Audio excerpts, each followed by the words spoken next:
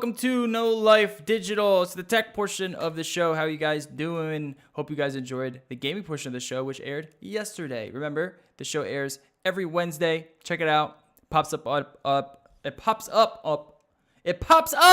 iTunes, as well as Google Play Radio, Stitcher, any type of podcatcher that you have. It's all there. You can also hit us up on our website, nolife.digital, and everything that we do gets put up on this website: articles, podcasts, videos, and more. Go check it out. Follow us over on our Instagram and our Twitter and our Twitch at No Life Digital. And let's get started real quick. What we've been watching, what we've been using, what we've been listening to. Have you guys seen the Handmaid's Tale at all? No. It's a Hulu show. Yeah, that's why Most people haven't seen it. I have Hulu now, and Hulu is worth it, in my opinion. No, it's not. I think it is. I completely disagree. I fucking hate Hulu. No, it's worth it for getting Spotify cheaper. Well, I mean, it also has like all the Comedy Central shows. Yeah, it does the South Park. Yeah. I don't know. I don't really watch much 1080p cable TV. But if you want to watch movies, it is not worth it. Yeah. And their originals aren't usually that good. I didn't get much value on it, but I didn't just have Hulu. We have it now. Kate gets it because she watches some show on there that we don't get from YouTube TV. But we also get Handmaid's Tale, so we've been watching that, which is fucking amazing. But when we had it, the full version of that with no ads, and then we had the Hulu Live TV, and the Live TV portion is so fucking bad. It was laughably bad. So that kind of tainted my Hulu experience. So maybe it is better than what I think it is, but don't get the live version. Get YouTube TV. It's way better. Or any other like Sling TV or PlayStation TV. But you have Hulu, you should definitely watch Handmaid's Tale. It's so fucking good. It's nothing like what you expect. You see some lady in a fucking bonnet on there. It's not like that. It's like a really fucked up episode of Black Mirror. The entire show. So basically, it's about if the United States was taken over by extreme conservatism, right? So you have these elites who practice Christianity and to the fullest extent, and they live in like this sort of Nazi-like regime. They overthrew the government, and the reason why the world is in crisis right now is because infertility is at an all-time high. So many people can't have babies. So what they do is they find these women who can have babies. They're called handmaids, and they are meant to basically be raped every day, or when they're on their period, by these elites to produce babies for them. And those are the handmaids. So you're taken through this journey from one of the handmaids, from what her life is like living in this regime, her life before, which was just a normal modern day life. There's a lot of race involved. There's a lot of LGBT stuff involved, and it just digs really deep into what extreme conservatism can look like in the United States, and how everyone wants to fucking leave the United States to go to Canada. And it's just, they do it really, really well, and the acting is really good. So I highly recommend it. Season 2 is out. But one thing I wanted to point on is that season 2, they release it weekly. So it's a Hulu show with no ads, released weekly, and I fucking hate that. I wish they just do the Netflix thing where you can binge watch it, because it's so good. And I think it's going to turn a lot of people off from, one, being on Hulu, and two, being this weekly release show, because I think it might be one of the best shows on TV right now. I can't wait to pay extra money to relive cable. I mean, there are other ways you can watch it that we won't get into. It is worth it. I think that would drive me crazy. I would have to. It's like one of those things where like it's the same with HBO. I wait till the season's done. Yep. Because like otherwise, it's just like, why am I paying extra money on top of cable to wait to get extra cable? Yeah. Yeah, like I think I would wait. I'm gonna wait until Westworld season 2 is like nearing the end of its run, and then I'll subscribe to HBO Now, and then I'll catch up and watch maybe a couple movies, and then watch the end of Westworld, and then I'm done. Cancel it. Yeah. Instead of having to pay for 2 months, just pay for 1 month. Yeah, I would say if you are it. I would say Handmaid's Tale is so good that it's worth just paying for 1 month worth of Hulu just to watch it. So maybe wait till the second season's over and then you can binge both seasons because it is so good. So Well, I mean, it's partially that, but it's also like, I don't know, dude. It's paying extra money for like that. That was the draw of Netflix in the beginning, was like, oh, I can pay extra to just watch whatever the fuck I want instantly. It's the instant gratification.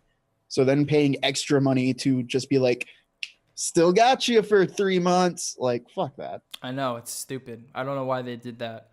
And it sucks because I wish Netflix picked this show up. There's just, you know what I mean? Like I feel like it would just have so much more respect on the show because it's so good, dude. And, then you would get the full fucking season. You wouldn't have to wait for it. They would have the Netflix budget. You could tell like it's hurting Hulu to put the show out. It's a really elaborate show. It's a time period sort of. So that, there's a lot of costumes and set pieces everywhere and really big actors, and it's an expensive show. So if someone like Netflix had it, or even HBO, mainly just Netflix though, I feel like it would be a lot better. But I do think it's worth it. I do think it's worth getting Hulu for 1 month just so you can watch that show. Just wait till season 2 is done with so you can binge both. And then Post Malone's Beer Bongs and Bentleys, which I know you guys are big Posty fans. Look, are you a Posty fan? No, not really. I mean, aren't you going to be reviewing that album? No, thank God. Cassandra said that he switched it. He switched it for that one fucking album, that sectioned album. But yeah, I was not looking forward to an hour-long post. Oh shit! I couldn't. God damn, that was nice. No, but Posty strikes me. Posty is one of those like he's a cool dude. He's a cool dude. He's a one-hitter. Like everything I've heard from him is like you'll go through an album and you're like, this one song's really good, and the rest I can't remember. Well, this album is complete trash, in my opinion. Yeah. Kate has been obsessed with Post Malone for the past couple of weeks for some reason or whatever. And she was so excited when this album dropped, and she listened to it. And I remember getting a text from her saying, like, this album kind of sucks. And I was like, all right, now I got to check it out. And it does. It's really bad. There's one good song on it, and it's nothing like his old album, Stoney, which had White Iverson on there. It had Congratulations on there. I mean, that was a fucking stacked album. I thought Stoney was pretty good. It had that, kind of dreamy trap vibe going on. His weird singing rap style. This is like R&B, radio R&B and rap. There's like a little bit of Linkin Park thrown in there. It's really bad, dude. I'm really disappointed. Yeah, that kind of sounds like what I was expecting, though, to be honest. Yeah. It's like, okay, you got like 1 or 2 good songs, and then the rest is like, it's there. It's filler. Like, I don't know, dude. Like, he seems like a cool dude, but he seems to me like I feel bad. He's the singles dude. It's all about the singles. I feel bad for him because I feel like his fans are not gonna like this album. For one, he's gonna have those diehards that are gonna like anything he does. But his, a fan like me who enjoyed a few of his songs on Stoney, I was looking forward to this. I love that song Rockstar, but that's the only one that I like on this album. All the other ones are so bad, like the worst type of pop rap R&B that you can think of. That's what it is. Me and Kay were laughing at this album. It's so bad. And someone like Post Malone who's on H3H3, he goes on all these fucking YouTube shows, and you want to like him, but dude, you got to put out some good music. You know what I mean? That's what you're here for.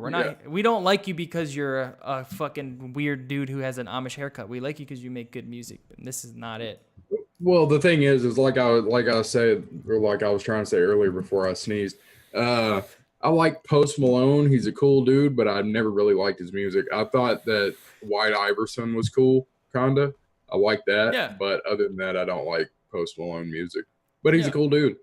I love that song. Congratulations, though. You saying that it was a terrible, that it was laughably bad. Is it worse than the Eminem album? No. Yeah. No, that one's really bad. That one's really bad. That one's But, dude. You just got me hot inside because of how bad that fucking album makes my blood boil. 10 years of sobriety. that's what it'll do to you. There you go, kids. But there you go, kids. Stay on the drugs. Yeah. No, the only thing that I watched this week, and I finally started watching Jessica Jones. I'm really late to the train on that one. I'm like episode 4 on season 2. Is that the only one you haven't seen on Netflix? Superhero wise? Oh no, I haven't seen Luke Cage either, and I haven't seen Defenders, and I haven't seen Daredevil. Oh, And guess so what? you've only seen Punisher then? Yeah, I've And seen Iron Punisher, Fist. and I'm sure there's probably something else on there that I've seen. I'm not, like I said, I'm Still not seen really more a than me? big, yeah, I'm not really a big superhero Same. fan. Like, I don't Dude, really care It's that much. Marvel, DC. I don't know. But you like Jessica Jones, right? First season? Yeah, so far I like the first season. I really like the Kilgrave villain. I think he was pretty much the embodiment of evil, and he did some really fucked up shit. And I really thought he was interesting, and his powers were interesting. So yeah, I thought that was pretty cool. Jessica and Jones too is also like more of like, if you're looking at like Daredevil, Luke Cage, Jessica Jones is a little bit more on like the fantasy superhero side, where Daredevil is still, it's like pretty grounded in reality. There's not much fantasy there. Where Kilgraves is like a far out dude. You know what I mean? yeah, That's a far out Actually- superpower. Have you seen Legion? I keep hearing about how good it is, but no, I have not seen it. I haven't seen it either.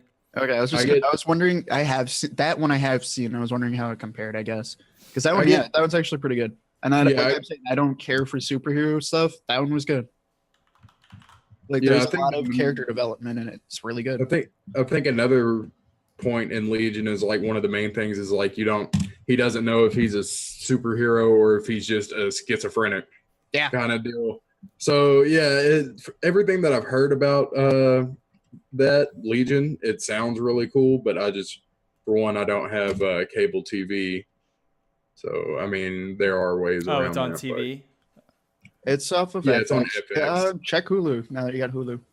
Yeah, true. I hadn't even thought to do that. You got that Hulu life, bro. You're living large over there. Living large, man. Hulu and Netflix, bro. Oh my god, dude. Can you afford to eat? I'm a madman.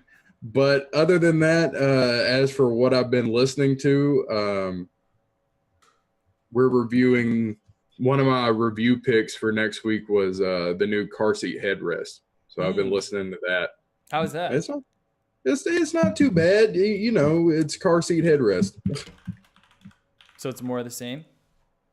Yeah, so far. I mean, but that isn't necessarily a bad thing. I mean, I always like car seat headrest, even though it is one of those bands that when you listen to them, you're like, man, this is hipster music. Yeah, it makes you kind of want to fall asleep or light up a Marble Light. You know what I'm saying? No, yeah, Marlboro Light for sure, but like it isn't boring. It's good so far. Like I only listened to like half of it so far, so I'm gonna listen to the other half probably tomorrow. Oh, that reminds me that fucking what's his name? That shit we saw, Jerry. Oh no, emo subreddit. Cam Bouchron News, dude. So, do you know who Old Gray is, Loco? Or what's Sorority Noise? Sorority Noise. Yeah, Sorority Noise. Yeah. So the lead singer apparently got Me Too'd over the past couple of weeks, and someone claimed that he raped someone. Someone claimed he raped their friend. And then you read further into the story. We're not going to go too deep into it. Dude, it's a rabbit hole. It's a fucking rabbit. It's such a rabbit hole because you find out so many things because there's other people that got Me Too'd as well. And then it just goes deeper and deeper. And our emo world is not very big. So you get the... fucking y'all already knew about the Panucci's Pizza, right? Yeah. Yeah. Like the lead singer from Panucci's Pizza was actually a piece of shit that like sexually assaulted little girls. No, do you want to go? Okay, going down that rabbit hole. The person who's made the allegations that their friend was raped was from The World Is, which you can't see that flag anymore because it's too dark now. Oh yeah, that's right. You have it behind you. Yeah. No, that was the artist formerly known as Derek. Yeah. Who is now Nicole. Yep. This, yes. You see that face you just made, Loco? That's the face you make every 2 seconds, and you read into this story. Yeah. About Cam. Like, okay, you're just like reading through it. It's like, okay, wait. So this dude I used to drink beers with, and who owned a record label that I was kind of friends with. His wife divorced him, kicked him out of the band. Now he's a woman who is best friends with the Panucci Pizza dude, claiming her other friend got raped. Yeah. Claiming. And the best part, it was one of those like, I'm gonna put this on Facebook and I'm gonna delete it in 3 seconds. Yeah, that's how she announced it. And then you find out, just go to r/emo and start reading, baby, and you're gonna go down a fucking sort by top of the week. Yeah, you're gonna go down a deep old rabbit hole, and it is interesting to say the least. Do I think Kim Bouchard is a rapist? I have no fucking idea, and that's what sucks about these type of allegations when they're based upon hearsay and these weird blurred lines of consent. So it wasn't like he just ran in and raped someone. This one's not cut and dry like Panucci's Pizza. I'll put it that way. Yeah. So it was basically a consensual night happened, and then later on he decided to have another consensual act with this woman, but didn't use a condom, so she felt like she was raped. It's kind of how. Yeah. I don't even know if that's what. I don't know, dude. It's one of those things where it's also like the allegations. It's a anonymous Reddit post on a throwaway account that's not very clear. And it's in our emo, which is filled with emotionally broken people. Yeah. You know what I'm saying? But it's fun to read, so. But like, yeah, the whole thing's like a rabbit hole. Like, because it was, dude, no, it's like also going through it, it's just like, like you open the thread and it's a lot of people being like, Nicole's a piece of shit. And I'm like, who the fuck's Nicole? And then you like start going through this. It's like, okay, Nicole was Derek. Yeah. And then like you find out in that thread. Then you go to the Panucci's, then it links to the Panucci's Pizza and you're like. And in that thread, they like know they're like members from these bands, but they're not using like band names. So they're like talking to each other in this weird kind of cryptic way. So you're like, wait, do they know each other personally? Code? Yeah, it's like they know each other personally, but no, like most, it's like a lot of them. You like that scene is very small and close knit, so you do know everybody by the end of it. Yeah, but it's also just like even with that, you're just kind of like, what the fuck is going on? Because it's also, I mean, it's like any other kind of community and organization sort of structure where it's a big DIY space, but I'll put it this way, for every person that is on that r/emo subreddit, like getting super hell-bent on what the fuck's happening and shit like that, there's another 20 people who do not give a shit and have never been to r/emo or still part of that community. Like there's definitely, what I'm trying to say is like it's like any community where there's the main community, there's offshoots, and then there's the vocal minority. Yeah, there's the TMZ. Yeah. The TMZ of the emo world. It's a fun little read, so if you're interested in taking up like 20 minutes of your time for something interesting, check it out. Especially if you like sorority noise, which I do. I love Cam Bouchard. And I don't even think r/emo is really that TMZ, but like going through, like there's definitely certain people in that subreddit here just like. And it all started from Pine Grove. Sure. It all started from Pine Grove. Just remember Wait, that. What? Yeah. Remember the band Pine Grove? Pine What Grove. about him? The lead singer fucking, you don't remember that story? No.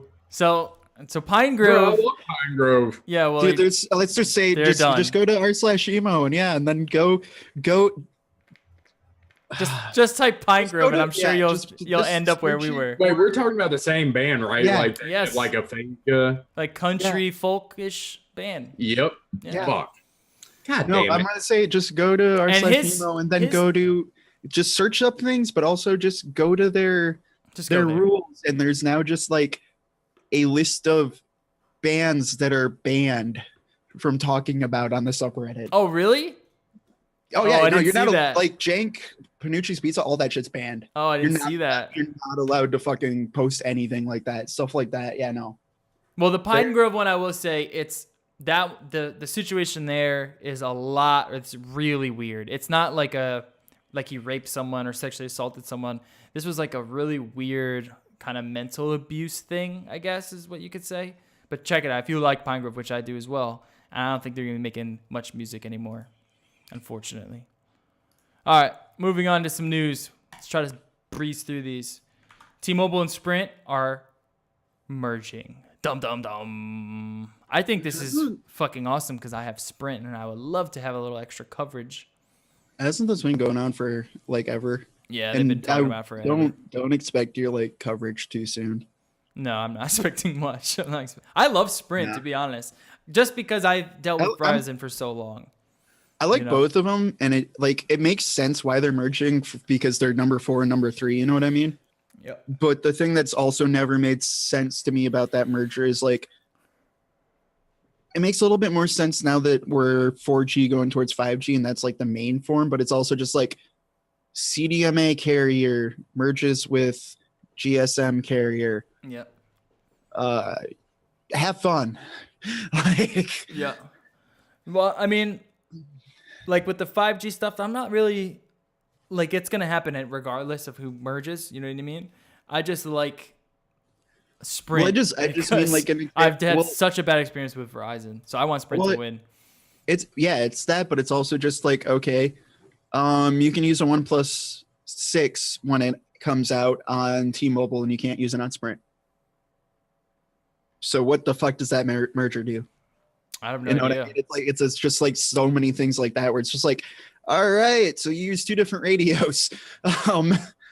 Okay. I mean, I'm sure they're probably figuring out a way to fuck. No, that they up. have to. It's just I would not want to be the engineer figuring that fucking problem out.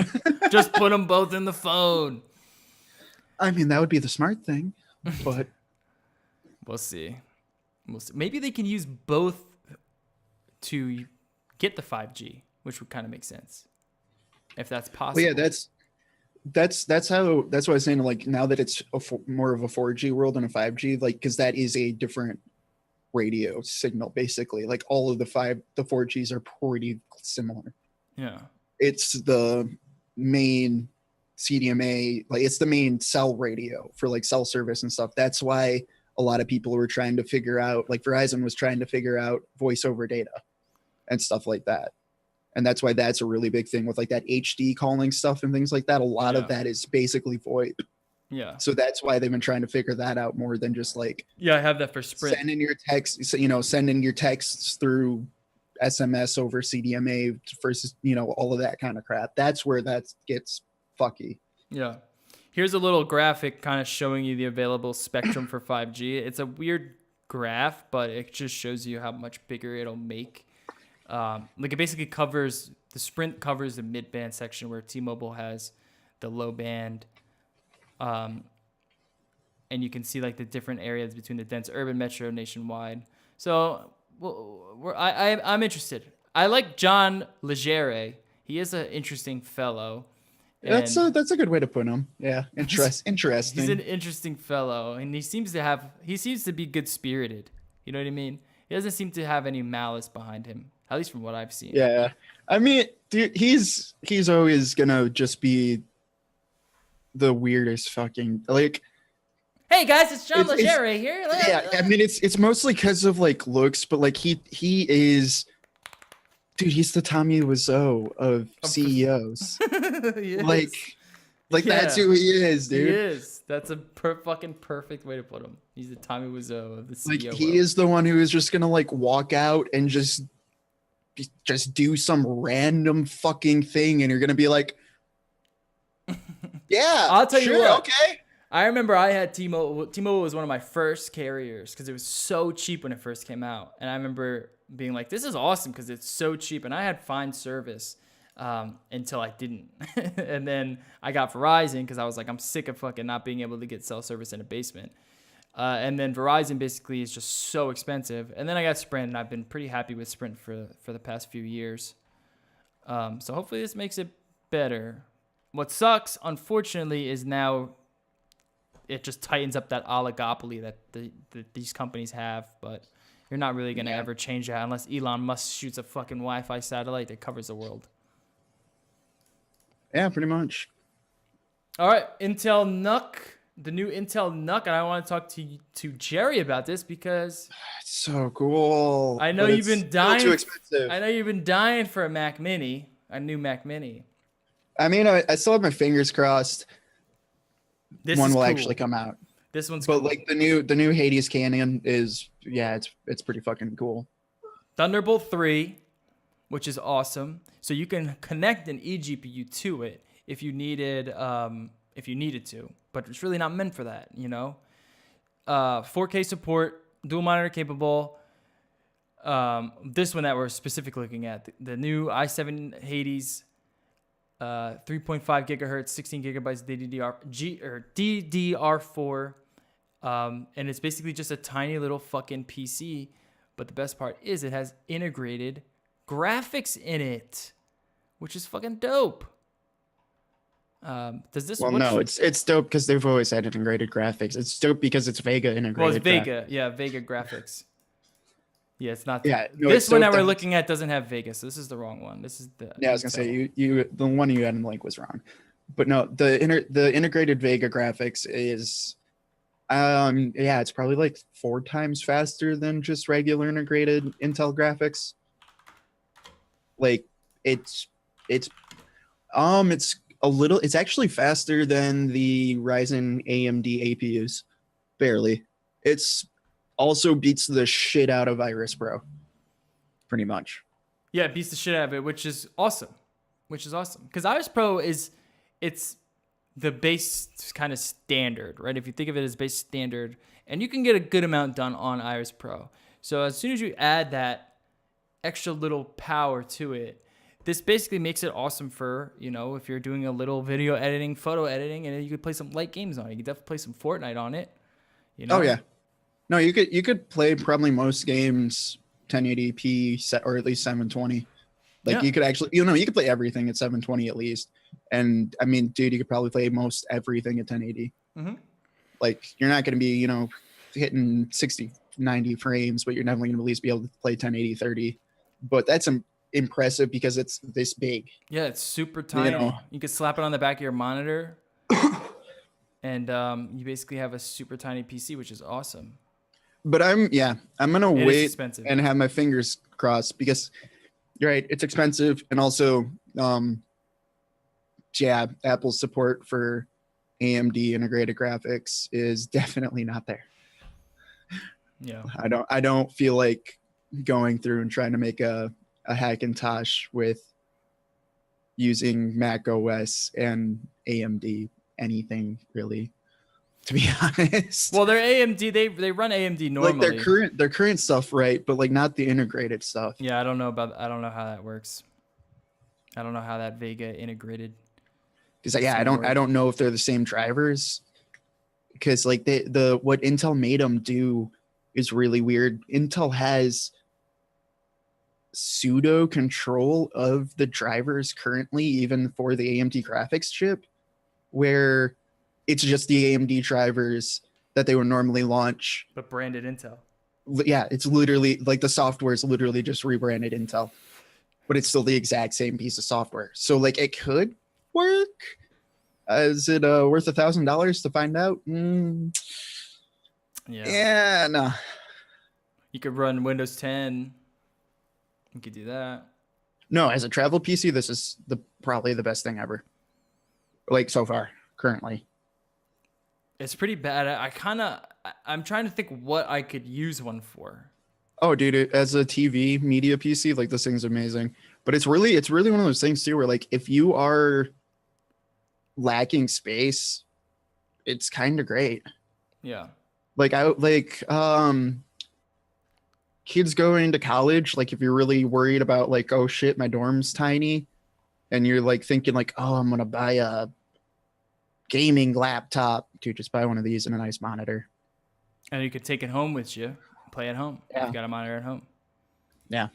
And then like buy a cheap Chromebook or crap. If you're gonna spend like $2,500 on a gaming laptop so you can still play games in your dorm, buy one of these, $100 monitor, and then go buy a MacBook for $1,000. There you go. Same price, and you're gonna enjoy that lifestyle a lot better. Yeah. All right. Intel's 10 nanometer is broken, delayed until 2019. Intel announced its financial results today, and although it posted yet another record quarter, the company unveiled serious production problems with its 10 nanometer process. As a result, Intel announced that it is shipping yet more 14 nanometer iterations this year. They'll come as Whiskey Lake processors destined for the desktop and Cascade Lake Xeons for the data center. This is insane to me. No, what's the craziest thing about this is this isn't rumors, because this was in a business call. Like this was said to investors that we're having massive problems dropping from 14 nanometer. AMD hasn't. AMD's currently they're working on production lines for 7 nanometer graphics cards and smaller, I think 10 nanometer for Zen 2. Well, what's interesting about that is that Intel just hired ex-AMD lead architect Jim Keller to try to catch them up. But what's crazy about that is next year could be really interesting, because dude, as long as I've been in this, AMD's never been ahead tech fabrication wise, and they've always been there's been times where they've been really competitive and sometimes obviously not so competitive, but there's definitely been times where, like, I mean, the first computer I ever built I built AMD because it was better than a Pentium 4. Mm-hmm. But that was still them catching up to Intel's current it was their current fab process. So super fab. Yeah. But no, AMD's never been ahead of Intel and shrinking die sizes. So that could be really interesting next year. Yeah, they definitely have some. I'm kind of intrigued by that, because Intel's also never they've never had a delay like this, if that makes sense, where they're like, shit, we can't do it. Mm-hmm. Or at least not yet. So that, I don't know, dude. I'm looking at next year as possibly being like it was last year, of there being a super competitive CPU market. Yeah, which would be great. Yeah. Or like how last year we had, God, there was 10 CPU launches. Like, Jesus. Because Kaby Lake came out, then Ryzen came out, Threadripper, Skylake X, and then they had to rush out Coffee Lake. That was all in 1 year, dude. Yeah. Last year. Hades. So, and yeah. Canon. So all of that happened in a year. So this year we're getting the second gen Ryzen chips. I don't think Intel's coming out with anything, unless it's just going to be it's going to be Coffee Lake refresh as this Whiskey Lake or whatever. Yeah, that's what it's looking like, Whiskey Lake. So it'll be the 4th generation of Skylake, basically. Yeah. Yep. And then next year, hopefully both of them can come out with their die shrinks and have a super awesome market. Yeah. It's going to be interesting, especially since they're hiring Jim Keller, which let's see what he does. He's done most of the best CPUs for AMD, but it's not that surprising to me, I guess, because he did a lot of the work on Ryzen when it first came out, and he did a lot of work on AMD 64, if anyone here remembers that. And that was my first computer build. Yeah, man. And that was like what launched AMD into like being competitive with, like really truly competitive with Intel. But he worked with both of those, but he also like he seems like one of those guys who doesn't stay places long. Because in between there, he didn't work at AMD all that time. He also like then jumped to Apple for a while. They probably gave him like a shitload of money. That's yeah, why. Like, and then I think he worked at like another company in between those two. He does kind of seem like that. Like, yeah, I'm gonna work here for like 3 years, and then once I get bored, I'm gonna go somewhere else. Yep, they're probably like, hey, we'll give you a few million to figure this problem out, and then you do what you want. And he's like, yep, I'm out. Next company comes along, hey, we'll give you an extra few million, and just keeps doing that because he's like one of the top guys on this architecture. Which I mean, hey, dude, if you're one of the top guys, that totally makes sense. But it's also like it's one of those things where it's like it's news because hey, man, hopefully you can figure out Intel's problems. Yeah. But then after that, like, you know, he could also just as easily hop back to Apple and like figure out any problems they have of their chips. You know, like I'm gonna go back to AMD. Here, let's predict it right now. Will he be going to Apple after he figures out Intel's problems to fix that or to create? Dude, I could see that in like 5 years easily. Yeah, or like no, like 3 years. He's the production guy, and they're gonna need to figure out how to produce them. You know. Makes sense. Yeah, he seems like that. I'm gonna come in 2020 or 2021 if there's delays, and like show you like this is it. Yeah. All right, new Android chat. I'm super duper hype on this. So this is out of the Verge exclusive. I'm hype and I'm not that hype. I was super hype. I want him to keep Allo, but I get it. I've never used Allo. I've never used Allo. I did a little bit. The problem is, no one does. Like, yeah, exactly. That's why I'm still hyped on this because like a lot of people I've heard a lot of people rag on them for it not being encrypted, and I've ragged on them for it not being encrypted because like Allo was. So like that's why I want him to keep working on that. The thing is, no one used it, and that's why I'm a little bit hyped on this. Where it's just like okay. Because the problem Android's always had with or Google has always had with like their 1,000 fucking messaging services is no one fucking uses them. So now they're just getting the carriers to put it directly into the default app. Exactly. The default messaging. Yep. Exactly. So it's just one of the it's just one of those things where it's like, dude, we've been throwing things at the wall, so we're just gonna like, this is it. Like everyone's at least gonna have better SMS at the bare minimum.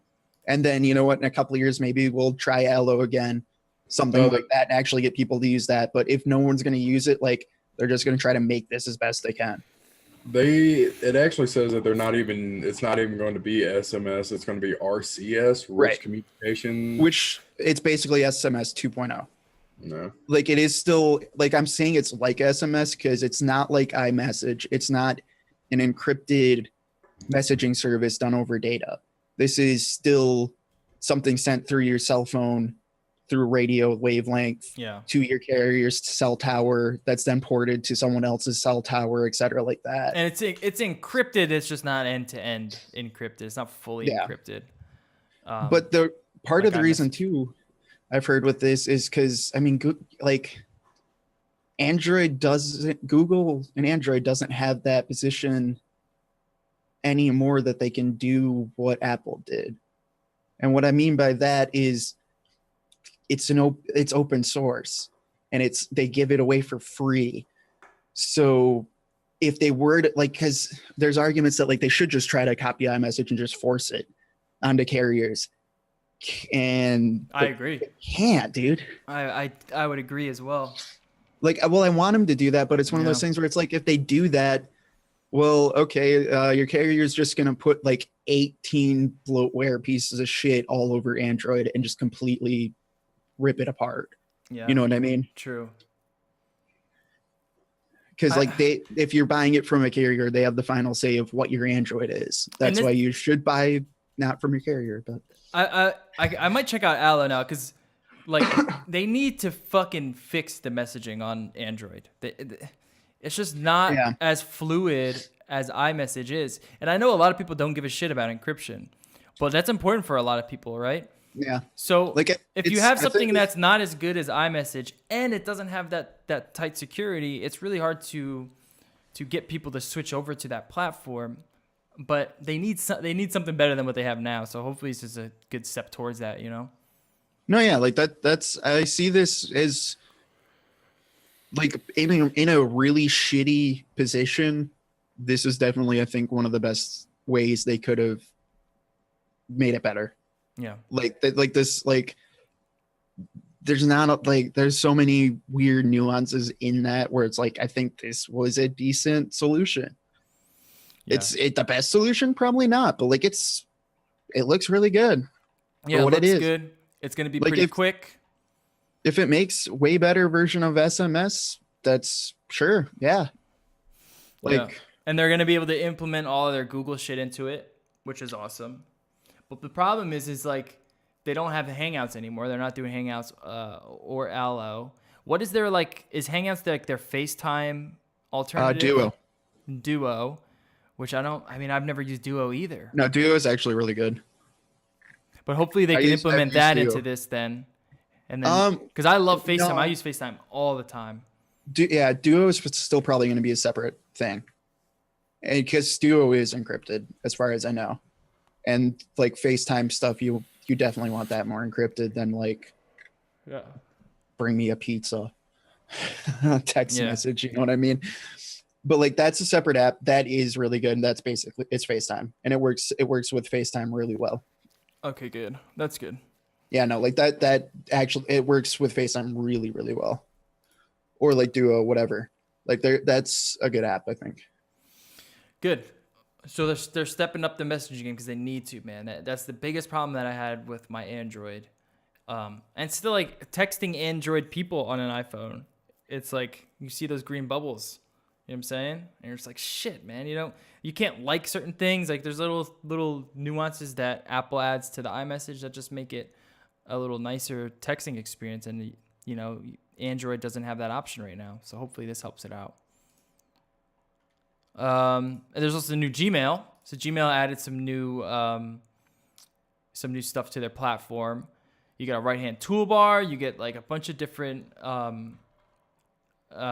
tools to use. You get a confidential mode, promotion, social tabs. You can tab certain things. I thought that's always been there. You get a snooze button now. You can snooze certain messages. Attachment viewing is different. And they also, I want to say they still have like the Hangouts stuff on the side, if I'm not mistaken, which is like the Hangouts chat thing, which is different. Yeah. I don't know. I've never gotten it. I don't use Gmail. I use a Gmail account, but I don't use the Gmail platform. Do you? Yeah, I do, but I just haven't gotten that update yet. Like, it's one of those weird things where, like, that's what I've seen a lot where, yeah, they have it now. No, I don't. I don't. It's one of those rollouts where, like, yeah, most people still don't. Yeah. You should be seeing it soon, hopefully, if it's better. Yeah, I still just use it because, like, dude, I'm on too many computers at a time to like not use like web version of Gmail, basically. Yeah, makes sense. Like, it's pretty standard Gmail. A lot of people love it. I use Spark. I like Spark email, but it's an iOS only. But the only reason why I use is because you can set up that's your because own, you're like, trying to use stupid Gmail on fucking iPhone. Yeah. Yeah. Works great on Android. I deleted the fucking Apple Mail fucking that it comes with. It's not good. But Spark is good. You just gotta pay for it. Sounds like Apple. Exactly. Oppo Digital, which makes good headphones. Well, they're stopping making headphones and Blu-ray players. But the big thing is the headphones. They make good headphones. The PM3 headphones. A lot of people really love them. Here's a Verge article where they testing them against the Odyssey Sign headphones, planar magnetic headphones. And I guess just not many people were buying Oppo Digital headphones, which makes sense. They were pretty pricey, a little obscure. That audiophile market is quite difficult. So there you go. There's that news. DxO Labs files for bankruptcy. So there's DxO Labs and there's DxO Mark, which does all those testing scores, which is separate. DxO Labs, they create cameras and shit, and they have some other shit going on. But they filed for bankruptcy. I don't know. I don't know what the DxO one is. It looks like a tiny little GoPro thing. Maybe that's what sent them into bankruptcy. Yeah, I was say what big cameras or software have they done? I guess I don't know. Not much. I think the only reason why they have any sort of name in the industry, the benchmarking company, exactly, which basically is the worst benchmarking for cameras ever. No one goes by DxO Mark scores anymore. They don't make sense. They don't make any sense. At first, we were like, oh shit, that Google Pixel 2's got a 99. They're the highest rated fucking smartphone camera ever. Okay, that's why it doesn't make sense, yeah. And then later, you're like, wait, this camera scored 106? You're just like, yeah. What is your rating? What is it out of? So here's a video. Here's a cool video by Linus Tech Tips. He shows you how to use Cloudflare's new 11.11 DNS protocol, which we talked about 2 weeks ago. Which is or maybe it was two or 3 weeks ago, but it's just 3, yeah. It's a little faster DNS service, so you no, and you should be using it. Yeah, no, it's faster, but it's a lot better. Like if you do actually care about, okay, I'll put it this way: if you're concerned about Facebook and you're not using this, you shouldn't be concerned about Facebook. And the main reason because the way their DNS server operates is they trash all data at the end of the day. So even no matter how much is going through it, whatever you're doing on the internet gets trashed at the end of the day on their servers, and they have a company auditing it every single week.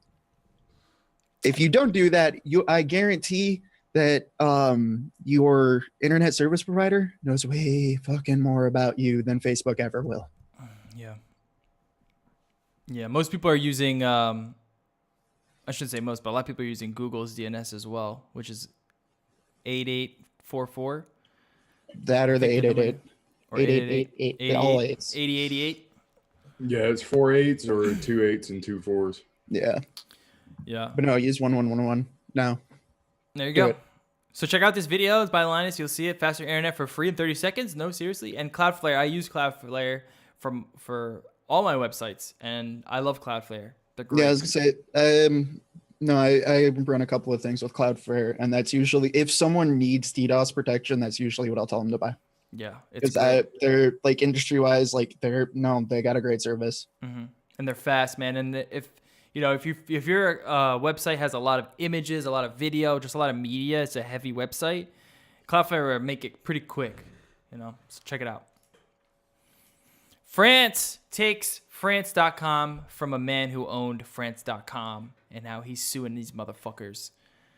A French-born American has now sued his home country because he claims the Ministry of Foreign Affairs has illegally seized the domain that he's owned since 1994, France.com. In the mid-1990s, Jean-Noël Friedman brought France.com from Web.com and set up a website to serve as a digital kiosk for Francophiles and Francophones in the United States. Francophones.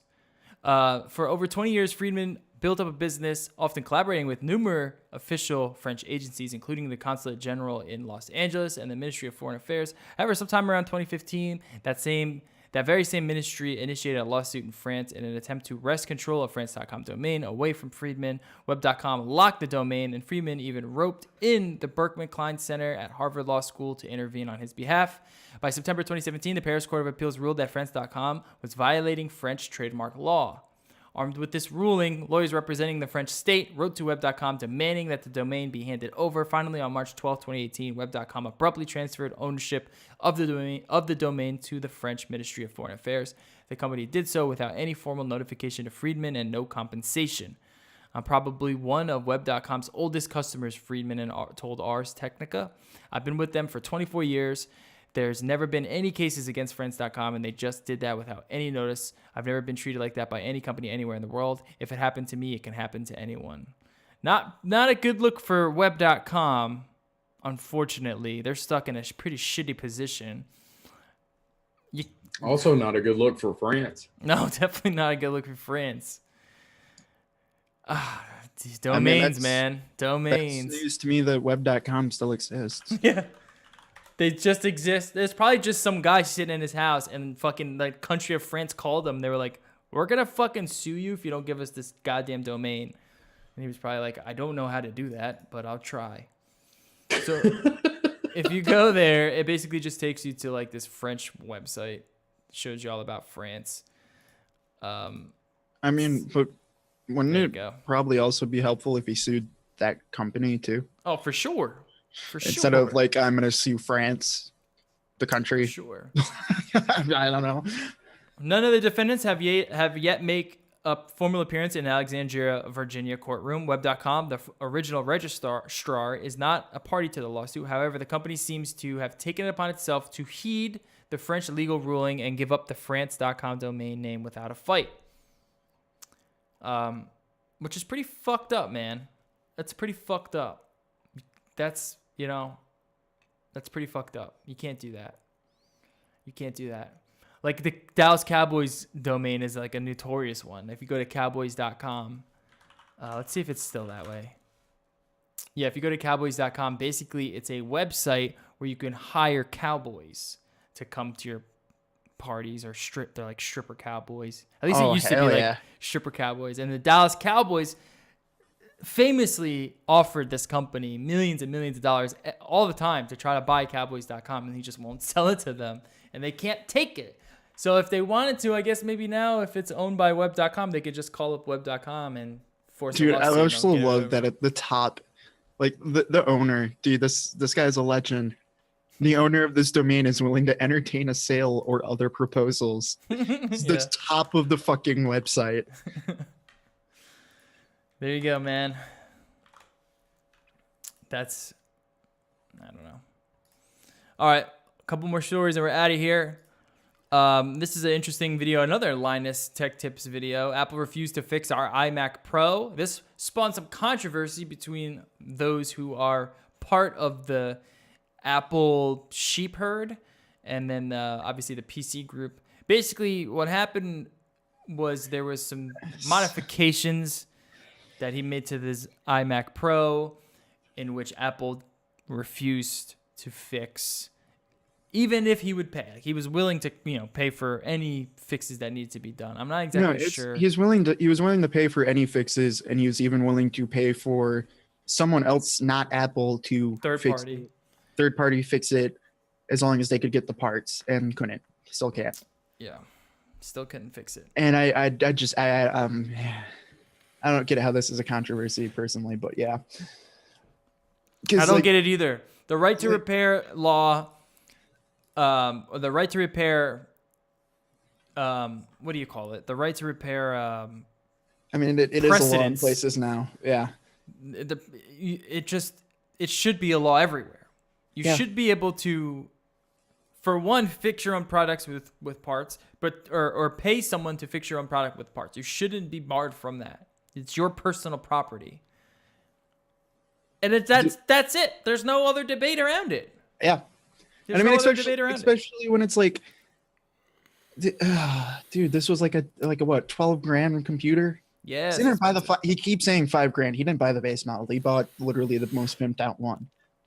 And it's just one of those things like, I don't get how many people are like defending like, oh, dude, you should have. No wonder you can't get it in warranty. And it's like, he's not asking for warranty. Oh, well, you should have read terms and conditions. Like, what fucking world do you live in that you have a $12,000 product that can't get fixed? Yeah, it's like saying, hey, dude, I bought a new car. My tire broke. Then they won't fix it because your tire broke because you added aftermarket rims to it. Exactly. And the thing is, he didn't even do that. He literally just took it apart to show people what was inside it. Yeah. Yeah, like, and that's unfortunately, Apple doesn't want to deal with any of that. They don't want to deal with that. And that's the problem with Apple's customer service, because everything else, any other problems I have with Apple, they're great with. But when it comes to repairs, that's where you get fucked. That's where they fuck everyone. Beyond fucked up to me. like beyond fucked up, where it's like there's so many people I've seen like defending, like, oh yeah, no, dude, you should have been smarter and just, like, so what, accidents don't happen, like all these other things. So you're supposed to just have a $12 product and make sure it never fucking breaks, because that's always happened with every product in the world. Yeah. Like, yeah, it makes no sense. It makes no sense. But he's gonna have Louis Rossman on, the famous Apple fixer guy, on to hopefully fix his iMac Pro. And there you go. We'll see. dude, I don't understand that. I don't understand me. anyone who debates the right to repair on Apple products. It should be a law. I understand it. I understand if you're a company and you make a product and you're like, you can't use it. I don't want you to open it up, right? For whatever reason, we don't want you to open it up, so it voids your warranty. But you should be able to go to a third party and say, I opened this up because their battery was swollen. I wanted to change the battery out, but I accidentally snipped this wire. Can you fix it for me? You should be able to do that. And you can't in these cases with Apple. It's ridiculous. Now you can go to certain third parties, but there's certain parts you can't get, which is what's going on here, So like dude, a screen, it's a battery same, you can fix, but like, it's like the thing, that's why I have problems with Steam sometimes and other software. Like, dude, it's one of those things where like Apple treats it like it's software sales, where it's like the example, like when you buy a game, you're just buying the license, and that's how they treat their hardware, which is beyond fucked up to me. Yeah. I mean, it's profitable for them. It's for sure profitable. But if you're it's anti-consumer. It's definitely anti-consumer. Not to mention iOS update that was released a few weeks ago killed touch functionality on iPhone 8s's. Oh, I'm sorry. I read this wrong. It killed touch functionality on iPhone 8s and 8 Pluses repaired with aftermarket screens. So if you had, because you can get your screens repaired pretty easily. So if you put an extra screen on there that was an aftermarket, it wasn't an Apple screen, it wasn't done by a whatever. This update actually killed the touch functionality on your phone. So you couldn't even use the fucking device. Now it's since been fixed, but just the fact that they were able to actually get that to happen, that's pretty interesting. I don't know if this is exactly an Apple issue. It might go down to like a certain type of spec issue. As I was reading somewhere that it's not really like an Apple call there, but I don't know. If you break your Apple product, you better have Apple Care. They want you to pay for everything with Apple. Yeah. That's just the end of that. And don't do anything to it that you would do with any other product on the market. Just don't use it. Exactly. Just look at it.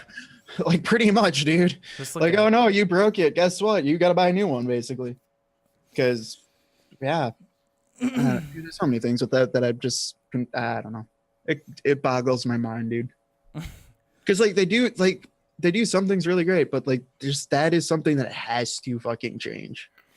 Like it's one of those things where like if you buy a product, no, that's yours, and you should have any right to do whatever the fuck you want to it. Well, you do, and be willing to pay full price to fix it. You should have the ability to fix it if you have the knowledge base. Yeah, for sure. Now I can see where Apple's like, well, these parts are expensive and hard for us to make, so that's why we don't want you to do this, and that's why we don't want you to break it, because we can't give you these parts if you want to break it. I could see that argument. But that's not a good enough argument. Why are you making phones? Yeah. That's not a good enough argument. If your production is that fucking shit, then what are you doing selling it in the first place? Yeah. Mind you, I don't know if you guys know this name, Ming-Chi Kuo. He departs KGI Securities, likely to focus on companies other than Apple. Ming-Chi Kuo has broke many stories on Apple products, many of the big stories. Dude, he's given up because he might be wrong about the SE2. You think that's what it is? Oh, fuck. He's getting ahead of it. He's like, oh, shit, I was wrong for once. All right, I'm done. I'm going to this other company. The SE2. Everyone's waiting on that phone. I'm waiting on that phone, actually. I have my old 5S, and I was playing with it the other day. It still fucking works. And I'm like, damn, I would love a phone this size. Oh, wait, the iPhone SE is this size. And the iPhone SE2 might have a full fucking screen. And well, see, that's the thing is it might or it might not. It probably won't. Well, no, because he was the one who kept saying it's going to be like that new bigger size, which is kind of cool. But now all of the rumor mill is saying that like a lot of their supply chains are saying that the cases that already exist will fit it. So Ming Chi, he was wrong one time. He had to fucking exile himself.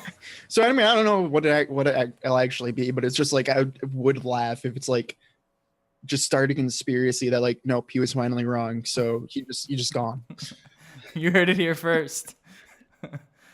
They just like straight up executed him. Yeah, he was just like, shit, dude. All right. I wasn't paying attention to that. I was looking at these new Samsung phones. Two in the back of the head. Apple kills off the airport routers, and this is an article done by 9to5Mac, which is a pretty good Mac-related website. Check it out. Comment, Apple's decision to discontinue airport products is the wrong decision at the wrong time. The reason why is because AirPlay 2 is still up in the air. We still haven't heard much from AirPlay 2. It's supposed to be released a while ago. What's going on? We still haven't even gotten that fucking wireless charger from Apple. So now they're just discontinuing the airport line. I'd never owned an airport product, but some people enjoy it. I was say like, oh no, they're not making a router anymore. Ooh. An expensive one at that. Like their one with the time capsule thing was interesting, but at the same time it was like, ooh, you made a router with a hard drive. See, I would be cool with this. I would be cool with this if they allowed, secondary routers to have that time capsule support, where you could just hook it up to a hard drive or a NAS system, and boom, you're good to go. Yeah, like something that would make sense. Yep. But we probably, I don't know, maybe we'll see that, maybe not, but who knows? Like I would hope, because like the other thing too is like if they were to make a new one, it would have to like, I wish they would let you hook it up with a NAS, because any router I buy after the one I have right now, because like the one I already have right now can do 1 gig Wi-Fi. Anything I add onto that's just going to be a mesh network. Yeah. And like if you can't work with a mesh network, like why would I bother? Yeah. And I think big part of their with Apple discontinuing airport is just like, you know what? Let other companies who do routers better do it. We don't need to worry about that shit. But what's cool, some cool Apple news, is Apple is working on an AR VR headset with 2 8K displays. What?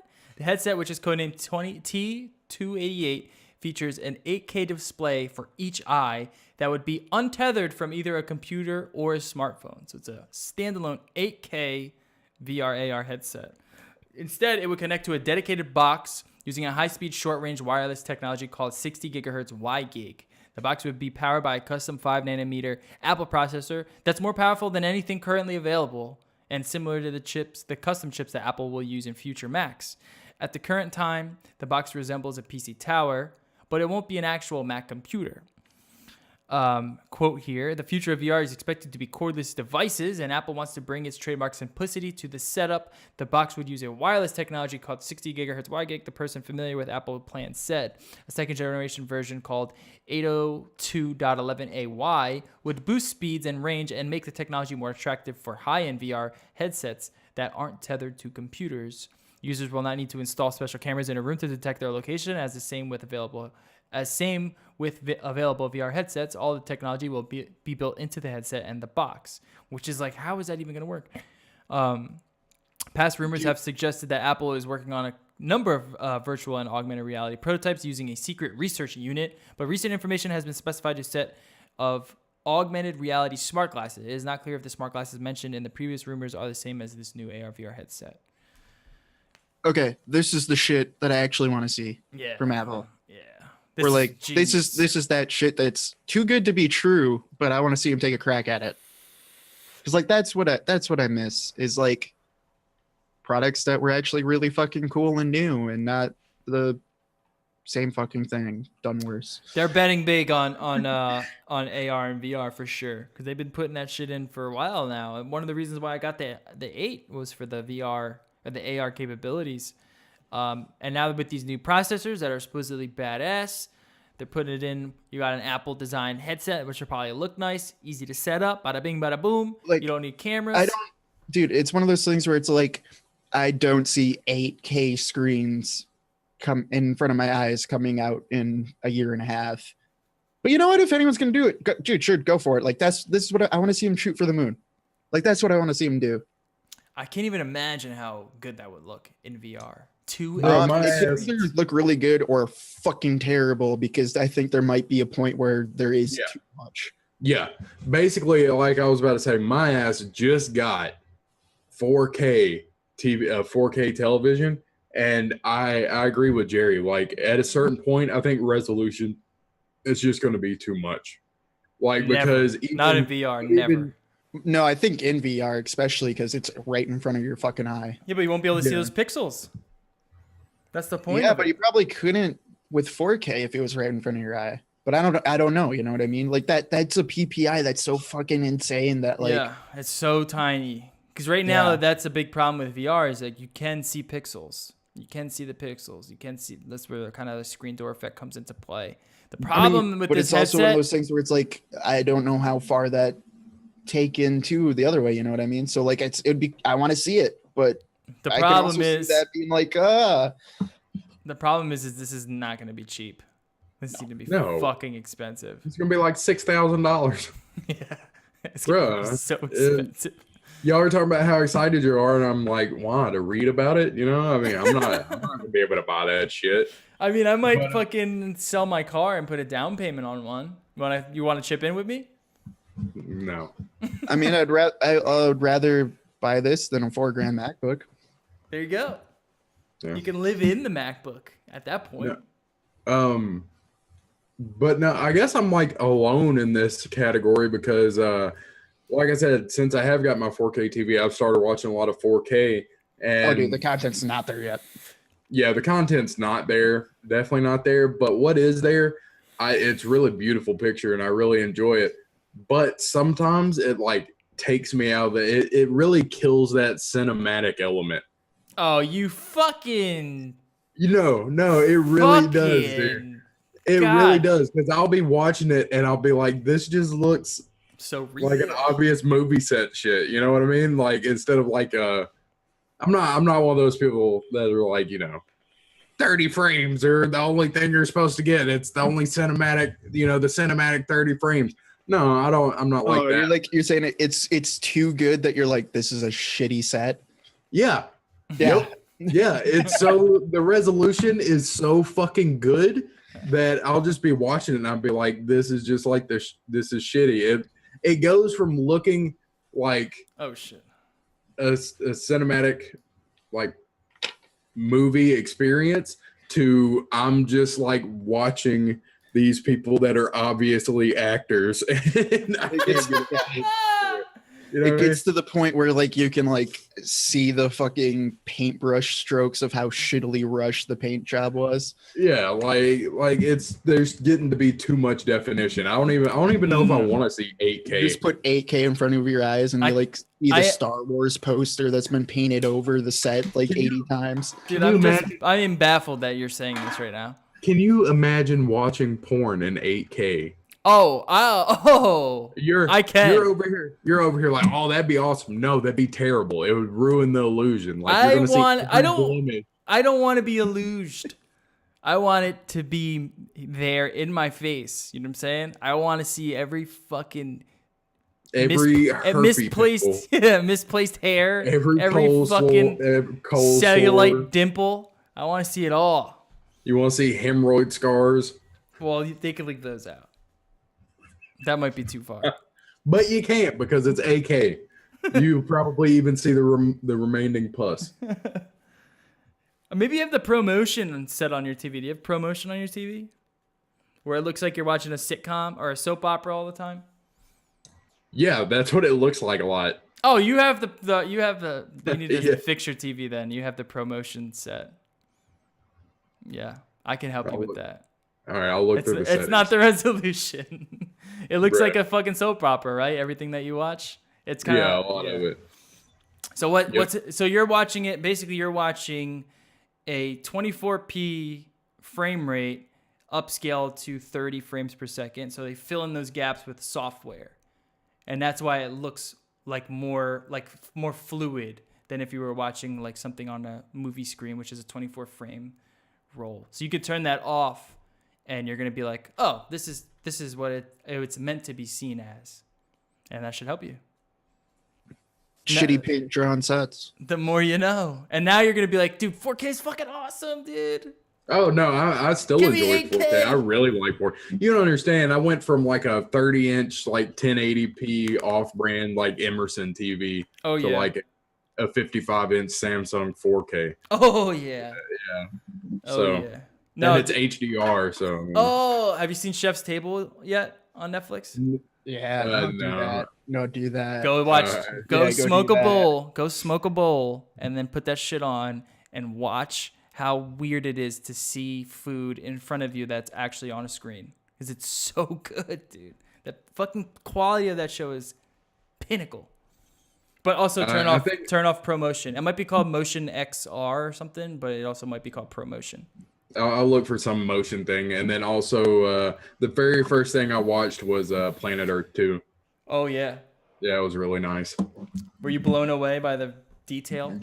Yeah, man, it was great. All right. But no, I guess I see what you're saying though to an extent though, because like I do wonder what that next pixel stop is.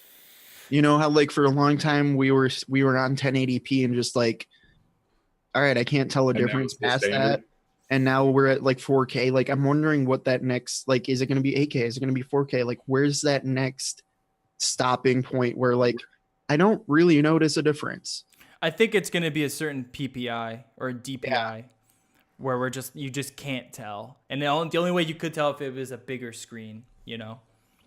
Yep, and then we're going to start getting 80-inch curved screens. Yeah. Or 49-inch shitty 1080p ones. Or 2 8K screens right here in your fucking eyes, which is pretty insane. But I'm all for it, dude. The future looks bright. Let me get my shades on. I'm gonna rephrase that. If you want to go buy a 49-inch 1080p, go for it. It's actually not that bad. Just don't go buy it if you've ever bought anything over 1080p. Yeah. You'll hate it. It's a good point. Good point. And God forbid, don't ever watch anything in 720p. All right, we're getting out of here. Hope you guys enjoyed the video. I hope you guys enjoyed the show. Make sure you hit us